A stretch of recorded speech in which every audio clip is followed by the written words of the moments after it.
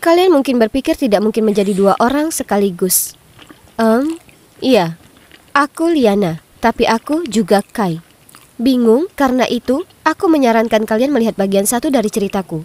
Singkatnya, ibuku membodohi semua orang, termasuk aku, dengan berpikir kalau aku laki-laki padahal sebenarnya aku perempuan. Sehingga keluargaku yang berpikiran tradisional tidak akan tergoda untuk mencoret warisanku. Kembali ke restoran, dan aku baru saja memberitahu ibu betapa aku ingin kembali ke Pili dan mengatakan yang sebenarnya kepada keluargaku. Tidak. Dia menggelengkan kepalanya. Kamu tidak bisa. Ini bukan waktu yang tepat. Tapi Bu, kenapa? Aku tidak ingin berbohong lagi. Tetaplah di sini dan aku akan memberitahu ayahmu bahwa kamu sedang mengambil gelar master. Sekali lagi dengan kebohongan, aku muak dengan kebohongan ini. Aku cuma mau jadi diriku sendiri. Aku mendesah frustrasi. Aku tahu kamu menginginkannya, tapi aku tidak ingin kamu kehilangan masa depanmu. Aku memberinya pandangan bertanya-tanya. Ayolah Bu, ini tidak akan seburuk itu. Sayang, Diamond sudah kembali. Dan dia bersikeras untuk masuk ke perusahaan. Oh tidak, ini mengubah banyak hal. Soalnya, Diamond adalah saudara tiriku yang lancang dan ambisius. Ayahku membawanya bersama selingkuhannya. Sekarang Diamond sudah kembali dari studinya di Australia dan ingin sekali mengklaim apa yang dia yakini sebagai miliknya. Ibu melanjutkan. Dia selalu mengintai di sekitar rumah dan sikapnya buruk.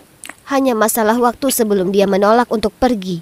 Itu sebabnya aku bilang ini bukan saat yang tepat untuk mengungkapkan kebenaran. Diamond akan memanfaatkannya dan mengubah segalanya menjadi kekacauan yang lebih besar. Ya, itu dia. Aku tidak punya pilihan selain tinggal di Kanada. Sisi positifnya, setidaknya aku bisa menjadi Liana di sini. Lalu suatu malam aku baru saja pulang dari pesta dengan mengenakan gaun bodycon dan riasan tebal. Setelah itu ponselku berdering. Itu panggilan video dari ibu. Hai ibu, aku menjatuhkan diri ke tempat tidurku. Diamond itu adalah sebuah karya. Dia menggunakan piring pernak-pernik Ralph Lauren punyaku sebagai asbak. Kau percaya itu? Itu buruk sekali. Kamu sudah bilang ke ayah? Tepat pada saat itu, aku melihat ayahku muncul di belakang ibu. Dan dia bertanya apakah ibu sedang berbicara dengan Kai. Terkejut, aku segera melepas wigku, mengusap bibirku dengan punggung tanganku, mencabut bulu mata, membungkus tubuh dengan selimut agar dia tidak melihat gaunku. Aku kembali ke layar dengan senyum yang dipaksakan dan merendahkan suara untuk mengatakan, Hai ayah. Dia dengan dingin bertanya, mengapa wajahmu begitu kotor? Aku hanya, tidak apa-apa. Ibumu dan aku menghadiri acara perusahaan penting akhir pekan ini dan aku ingin kamu ikut dengan kami. Ini akan menjadi pengalaman yang baik bagimu. Pulanglah pada hari Sabtu. Ketika ayahku menuntut sesuatu, maka tidak ada gunanya berdebat dengannya tentang hal itu. Jadi sepertinya Kai akan kembali ke Philadelphia. Akhir pekan itu, aku mengemasi tasku dan mengubah diriku kembali menjadi Kai. Astaga, aku lupa betapa menyebalkannya harus memakai pakaian yang tidak menarik ini. Ibu ada di sana untuk menjemputku di bandara. Dia bergegas menghampiriku dan berkata, lihat dirimu, putriku sangat tampan. Harus aku akui bahwa aku sangat gugup dalam perjalanan pulang. Saat rumah megah itu terlihat, aku merasa ingin muntah.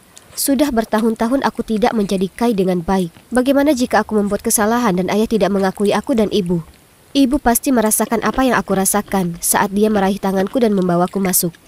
Ayah sedang duduk di tepi sofa dengan kopi hitam dan segudang dokumen di depannya. Hai, Ibu menyikutku sehingga aku terbatuk untuk berdehem lalu dengan suara laki-laki berkata, Hai ayah, putramu sudah kembali. Ya, halo, jawab ayah. Perhatiannya masih tertuju pada dokumennya.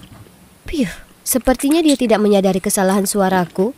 Setelah itu, aku naik ke kamarku, menyegarkan diri dan berganti pakaian. Aku menyemprot diriku dengan cologne karena wanginya seperti laki-laki mungkin membuatku bertingkah seperti laki-laki, kan? Kemudian ayah mengantar kami ke acara tersebut.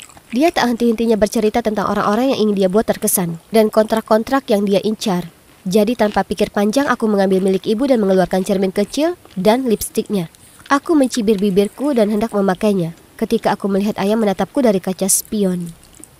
Itu hanya lip balm. Penerbangan membuat bibirku kering. Aku menjilat bibirku lalu segera mengembalikan barang-barang itu ke tas ibu. Ibu balas menatapku dengan tatapan hati-hati. Acara ini merupakan kerja keras. Harus menjadi Kai di depan semua orang-orang besar ini membuatku lelah. Jadi saat kami tiba di rumah, aku sudah siap untuk tidur selama seminggu. Ayah, aku senang kamu kembali. Bagaimana acaramu? Seorang gadis tiba-tiba muncul entah dari mana dan memeluk ayahku.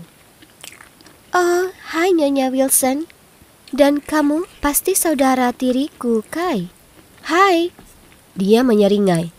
Dia adalah Diamond, saudara tiriku yang nakal. Ibu dan aku sama-sama membalas sapaan halo. Tapi ayah sepertinya tidak menyadari ketegangan di antara kami semua. Itu cukup berhasil. Aku yakin kontrak Woodward akan menjadi milikmu dalam waktu dekat. Nah, mengingat kamu di sini, kamu harus menginap untuk makan malam. Setelah makan malam, aku dan ibu pergi ke dapur untuk membawakan makanan penutup, meninggalkan ayah dan Diamond sendirian. Namun saat kami kembali ke ruangan makan, kami mendengar Diamond berkata, "Tolong jadikan aku asistenmu. Aku ingin belajar lebih banyak tentang perusahaan keluarga. Selain itu, aku jauh lebih paham dunia bisnis daripada Kai. Jadi aku tidak mengerti kenapa aku tidak bisa menjadi direktur suatu hari nanti." Mendengar ini, ibu berdeham. Diamond kemudian terkejut dan berbalik untuk melihat ibu memegang piring sambil tersenyum. "Ada yang mau buah?" Keesokan harinya, ibu mengajakku jalan-jalan bersamanya keliling taman. Dengan gigi terkatup, dia berkata, "Kamu mendengar apa yang dikatakan Diamond si iblis itu kepada ayahmu? Dia mengincar posisimu di perusahaan. Kita tidak bisa membiarkan dia lolos begitu saja." "Oh tidak, apa rencana ibuku sekarang? Aku tidak ingin bermain-main, aku hanya ingin menjadi Liana." Dia melanjutkan, "Kamu harus segera pulang ke rumah dan bekerja di perusahaan sebagai Kai, tentu saja." "Tidak mungkin," teriakku. "Aku telah mengikuti aturan egois ibu selama 20 tahun. Inilah waktuku sekarang. Aku tidak melakukan ini." Aku hendak berjalan pergi, tapi ibu menarik lenganku. "Sayang, aku tahu." Dia menghela napas sambil berpikir. "Jika kamu mengatakan yang sebenarnya sekarang, ayahmu mungkin tidak akan mengakui kita. Yang akan memungkinkan Diamond untuk bergerak menuju apa yang menjadi hakmu. Kita tidak bisa membiarkan ini terjadi. Ini tidak bisa diterima." Aku melepaskan diri dari cengkraman ibu dan bergegas pergi. Kali ini dia tidak berusaha menghentikanku. Aku perlu waktu untuk memikirkan semua ini.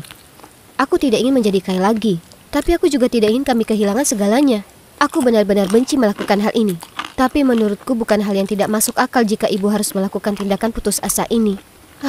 Aku menemukan ibu di konservatori sedang menatap keluar jendela sambil berpikir. Saat melihatku, dia tersenyum. "Oh, Kai, aku..." "Bu, maafkan aku. Aku kekanak-kanakan. Aku tahu kamu cuma menginginkan yang terbaik untukku." Ibu meraih tanganku dan menjawab, "Tidak. Akulah yang meminta terlalu banyak padamu.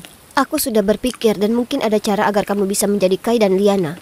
Aku memberinya pandangan bertanya-tanya dan dia melanjutkan, "Ini gila, tentu saja. Tapi mungkin berhasil." Dia terkekeh. "Kai harus bertunangan dengan Liana." "Apa? Ibuku ingin aku bertunangan dengan diriku sendiri." Tapi kalau dipikir-pikir, ibuku ahli dalam mewujudkan ide-ide gilanya. Selain itu, apa ruginya?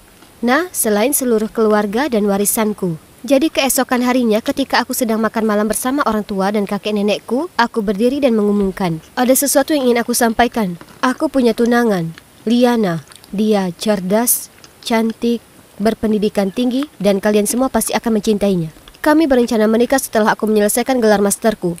Lalu aku mengedarkan ponselku yang bergambar Liana. Kakek dan nenekku tampak gembira, dan kakek berkata, "Ah iya, sudah waktunya cucu kita tercinta mendapatkan seorang istri." Aku menahan napas saat gambar itu sampai ke tangan ayahku, dan dia menatap gambar itu dengan tatapan tajam. Dia menatapku, dan untuk beberapa saat yang mengerikan, kupikir dia sudah mengetahui kebenarannya. Tapi kemudian dia berkata, Bagus. Jadi kapan kami bisa bertemu dengan Liana ini?" "Sebentar lagi, dia baru saja menyelesaikan kursusnya. Dia akan datang minggu depan. Tapi aku masih ada urusan administrasi di sekolah, jadi Liana akan mengunjungi kalian dulu dan aku akan terbang pulang nanti. Betapa senangnya dia bertemu dengan kalian semua."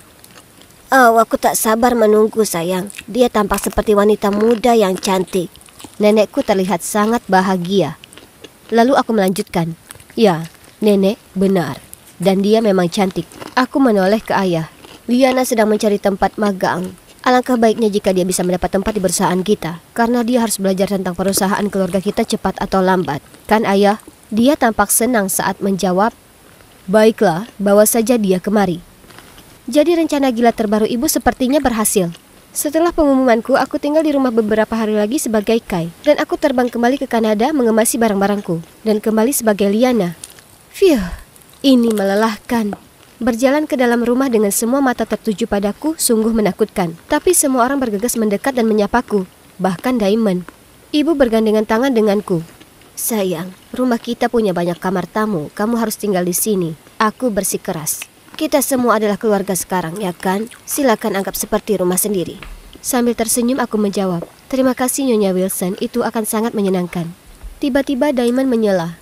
Oh, karena rumah ini punya banyak kamar cadangan, kenapa aku tidak bisa punya satu? Ibu tampak bingung, lalu dengan enggan menjawab. Tentu, Diamond. Aku tidak pernah mengatakan kalau kamu tidak bisa. Pilih saja satu.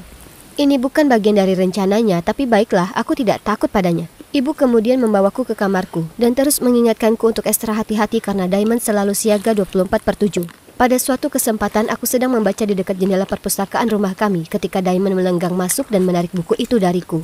Oh, aku mengerti. Kamu hanya menikahi saudara tiriku itu untuk mendapatkan buku edisi pertama? Dia mengedipkan mata. Aku mengambil kembali bukunya lalu dengan sopan menjawab. Ya, aku akan menikah dengan siapapun yang aku perlukan jika itu berarti buku edisi ke-8 ini dapat diterbitkan pada tahun 2017. Oh, glamornya. Lucu sekali. Dia hanya mencibir dan berjalan pergi untuk menyembunyikan rasa malunya. Sayangnya di tempat kerja pun aku tidak mendapat jeda dari Diamond. Malah, aku ditugaskan pekerjaan di bawah manajemennya. Suatu kali aku kembali dari makan siang dan menemukan laporan yang sedang aku kerjakan telah hilang dari mejaku. Aku membuka mejaku untuk mencarinya, lalu dia memberikannya kepadaku di penghujung hari. Lalu dengan seringai licik di wajahnya dia berkata, "Kamu seharusnya menyelesaikan ini hari ini ya kan? Sepertinya kamu terlambat." Dia sepertinya lebih baik punya nama imitasi daripada Diamond. Dan seperti yang dia perkirakan, ayah aku akhirnya mendapatkan kontrak Woodward dan itu merupakan kesepakatan besar. Beberapa perwakilan dari perusahaan datang untuk mendiskusikan proyek tersebut sehingga semua orang tampak sibuk seperti lalat dalam persiapan. Diamond memerintahkanku untuk membuat kopi dan membawakannya ke tamu kami. Aku sedang berjalan dengan nampan minuman ketika aku menabrak seseorang. Oh tidak, kemeja putihnya basah kuyup oleh kopi. Saat aku menggumamkan maaf, aku menyadari sesuatu. Aku kenal pria ini. Dia terlihat sangat familiar.